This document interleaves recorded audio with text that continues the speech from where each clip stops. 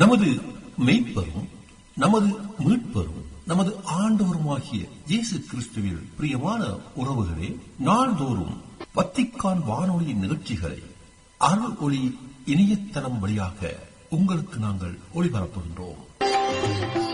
உங்களுக்காக தொகுத்து வழங்குபவர் உங்கள் அன்பு சோதரன் பேசாலை தாஸ்.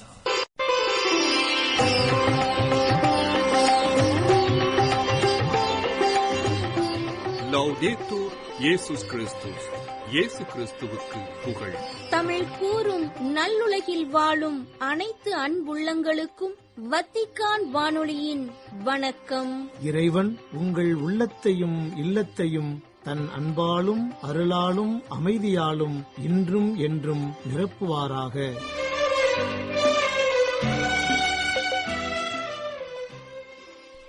அன்பு உள்ளங்களே, வத்திக்கான் வானொலி இன்று உங்களுக்கு வழங்கும் நிகழ்ச்சிகள் ஞாயிறு நாகப்பட்டினம் மாவட்டம் சிக்கல் அருகே உள்ள பொன்வெளி கிராமத்தில் சில ஆண்டுகளுக்கு முன்பு சம்பவம் ஒன்று நிகழ்ந்தது. அங்குள்ள குளத்துக்கு அருகிலிருந்து திடீரென அலறல் சத்தம் கேட்க குழந்தைகளும் பெரியவர்களும் ஊர்க்குளத்தை நோக்கி பதறியடித்துக் கொண்டு ஓடினார்கள். அவர்கள் சத்தம் போட்டதிலிருந்து அந்த குளத்தில் ஒரு குழந்தை விழுந்துவிட்டது என்பதை தூரத்தில் இருந்தவர்களாலும் அறிந்து கொள்ள முடிந்தது. குளத்தை சுற்றி பலரும் நின்று கொண்டிருக்க சற்றும் யோசிக்காமல் மின்னலென பாய்ந்து குளத்தில் குதித்தார் கல்யாணி என்ற பெண். கரையில் நின்றவர்களின் ஓலம் அதிகமாக சரசரவென நீந்திச் சென்று குழந்தையை தூக்கி ஒரு கையில் பிடித்தபடியே கரைக்கு நீந்தி வந்தார். கரையில் நின்ற பெண்கள் அனைவரும் சேர்ந்து அவர் கரைக்கு வர கை கொடுத்து குழந்தையையும் கல்யாணியையும் இழுத்து தூக்கினார்கள். சுற்றியிருந்தவர்கள் குழந்தையின் தாயை திட்டியபடி குழந்தையை தூக்கிக் கொண்டு வீட்டுக்கு ஓடினார்கள்.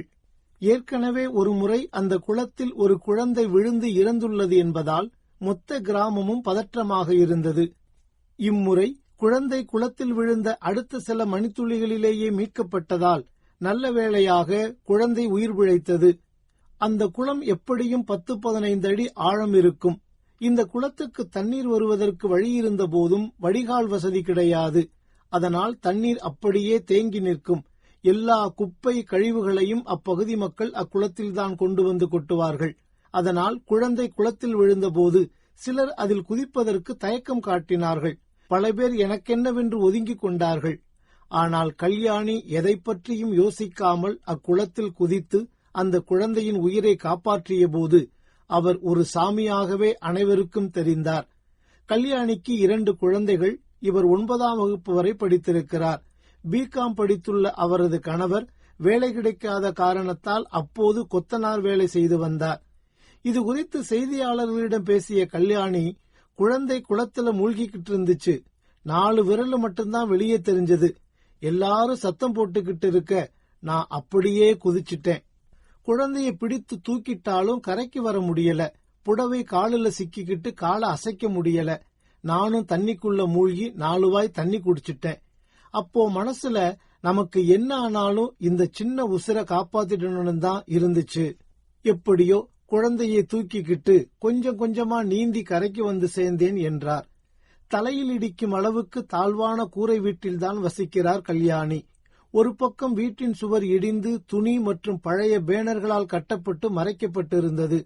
கல்யாணியின் வீடு கூரை வீடாக இருந்தாலும் அவரின் இச்செயலால் அப்பகுதி மக்களின் உள்ளங்களில் இன்றும் ஒரு பெரிய சாமியாராய் உயர்ந்து நிற்கின்றார்.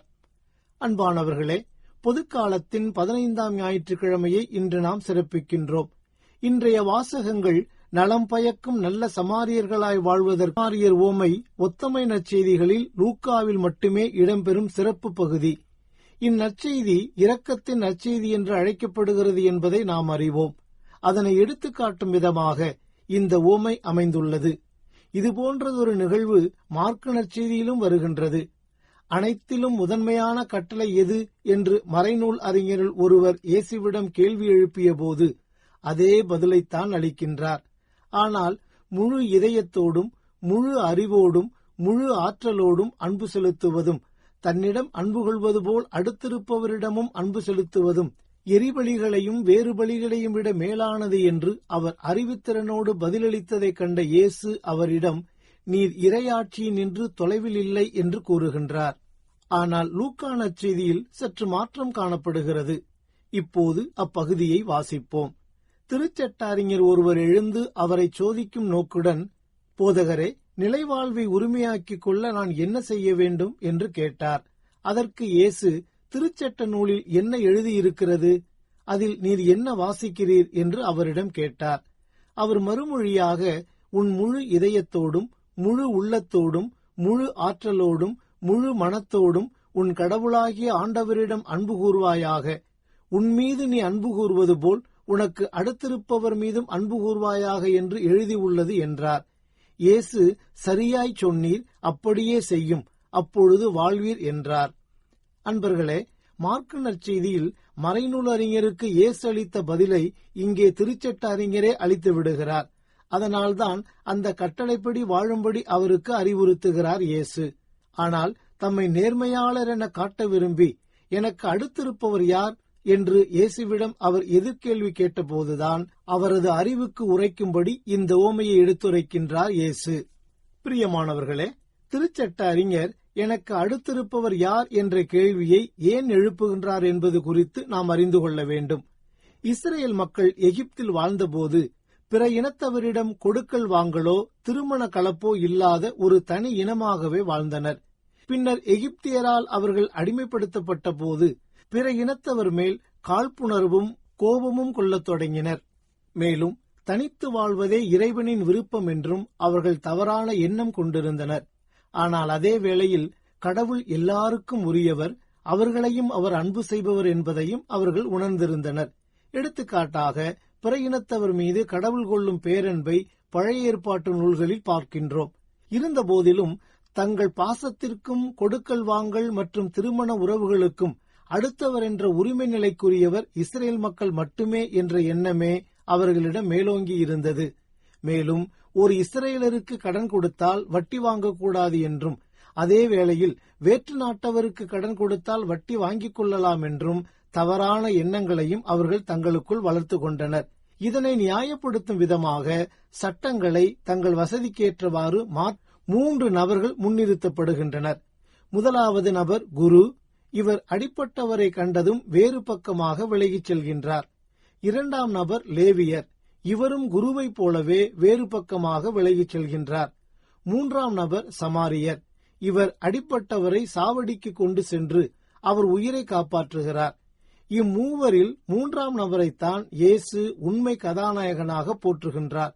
இங்கே குருவும் லேவியரும் செய்த செயல் சட்டப்படி குற்றமாகாது.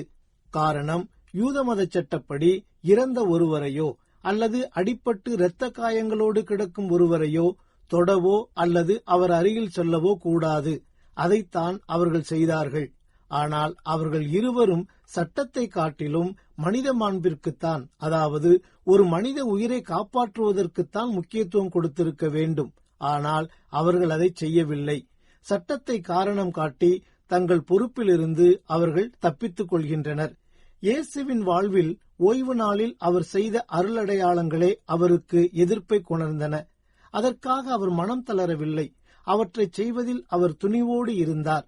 மனிதரை காப்பாற்றுவதா அல்லது சட்டத்தை காப்பாற்றுவதா என்ற நெருக்கடியான நிலை ஏற்பட்ட போது இயேசு மனிதர் பக்கம்தான் நின்றார். மனிதத்தை காப்பாற்றுவதற்காக அவர் எல்லை தாண்டினார்.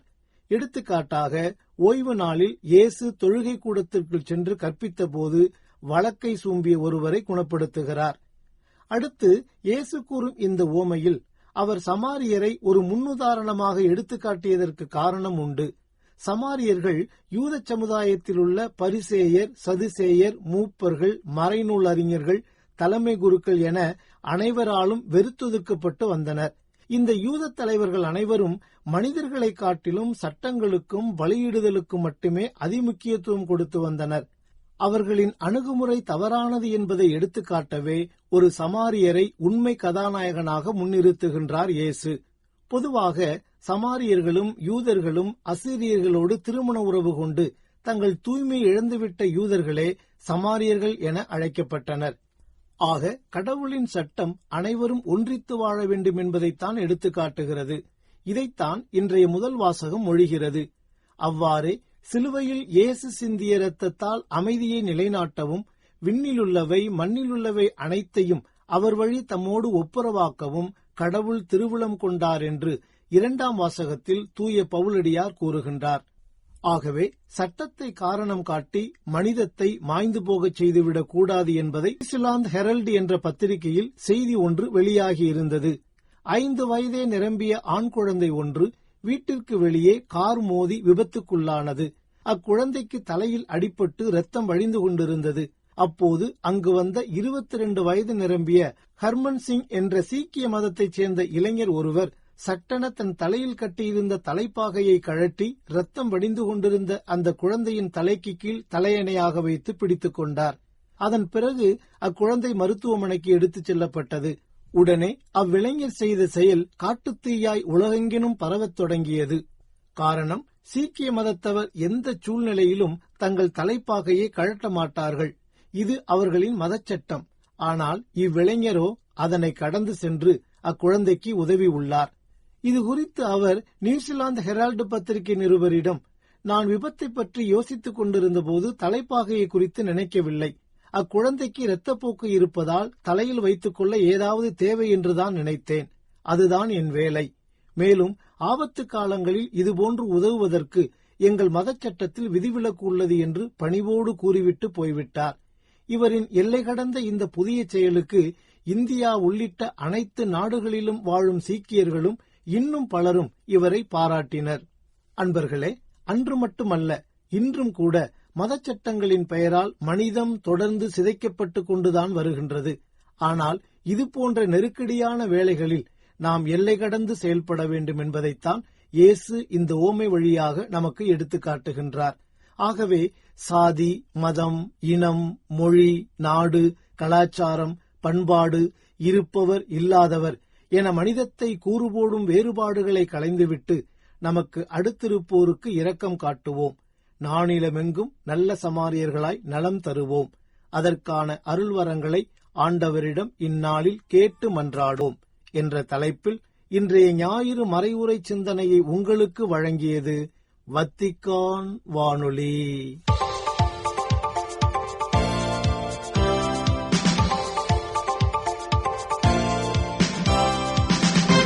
செய்திகள்.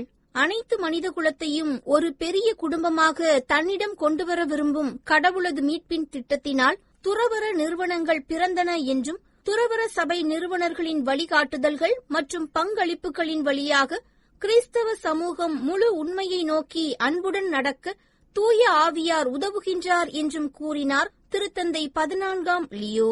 ஜூலை 12 சனிக்கிழமை கஸ்டல் கந்தோல்ஃபோ திருத்தந்தையர் கோடை விடுமுறை இல்லத்தில் பல்வேறு துறவற சபைகளின் பொது பேரவையை முன்னிட்டு அதன் தலைவர்கள் மற்றும் உறுப்பினர்களை சந்தித்தபோது இவ்வாறு கூறினார் திருத்தந்தை 14ஆம் லியோ.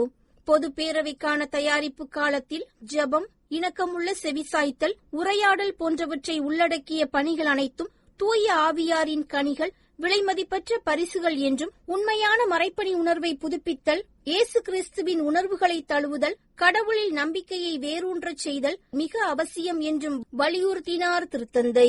கல்வி என்பது வெறும் அறிவை மாற்றுவது மட்டுமல்ல, மற்றவர்களின் வளர்ச்சிக்கு தன்னையே கொடுப்பதை உள்ளடக்கிய உண்மையான அன்பு மற்றும் பணியின் செயல் என்பதை தனது வாழ்வால் உணர்த்தியவர் அருளாளர் லிக்கரியோன் மே என்றும் எடுத்துரைத்தார் கர்தினால் மர்செல்லோ செமராரோ. ஜூலை 12 சனிக்கிழமை பர்சலோனாவின் புனித பிரான்சிஸ் தே சேல்ஸ் ஆலயத்தில் அருள் பணியாளர் லிக்கரியோன் மே அவர்கள் அருளாளராக உயர்த்தப்பட்ட திருப்பலிக்கு தலைமையேற்று மறையுரையாற்றிய போது இவ்வாறு கூறினார் புனிதர் பட்ட நிலைகளுக்குரிய திருப்பீட துறையின் தலைவர் கர்தினால் மர்செல்லோ செமராரோ. கல்வி கற்பித்தல், வாழ்வை கொடையாக அளித்தல் என்னும் தலைப்பில் அருளாளர் லிக்கரியோன் பற்றிய கருத்துக்களை மறையுரையில் தெரிவித்த கர்தினால் செமராரோ அவர்கள் அருளாளரின் மறைசாட்சிய வாழ்வை அவரது வாழ்க்கையின் உயர்வாகவும் அடையாளமாகவும், இணக்கமான வாழ்க்கையின் முடிசூட்டப்பட்ட சாதனையாகவும், அழைத்தல் வாழ்விற்கு அவர் காட்டிய நம்பிக்கையாகவும் கருதலாம் என்றும் எடுத்துரைத்தார். கஸ்டல் கந்தோல்ஃபோவிற்கு விடுமுறைக்காக ஒவ்வொரு திருத்தந்தையரும் வரும் நேரங்களில் எல்லாம் நகரம் மிகவும் பொலிவு பெறுகின்றது என்றும், திருவிழா கோலம் பெறுகின்றது என்றும் கூறினார் பங்கு தந்தை ததேயுஸ் ரோஸ்மோஸ். ஜூலை 13 ஞாயிற்றுக்கிழமை உள்ளூர் நேரம் காலை 9:30 மணிக்கு கஸ்தல் கந்தோல்ஃபோவில் உள்ள தூய தோமா பங்குத்தளத்தில் திருப்பலிக்கு தலைமை தாங்கும் திருத்தந்தை 14ஆம் லியோ அவர்களை வரவேற்க நகர மக்கள் மிகுந்த உற்சாகத்துடன் தயாராகி வருகின்றனர் என்றும், திருத்தந்தை இந்த ஆலயத்திற்கு வருவது என்பது நம் வீட்டிற்குள் வரும் ஒரு விருந்தினரை வரவேற்க தயாராகுவது போன்றது என்றும் வத்திக்கான் செய்திகளுக்கு தெரிவித்தார் தூய தோமா ஆலய பங்குத்தந்தை அருள் தந்தை ததேயூஸ் ரோஸ்மோஸ்.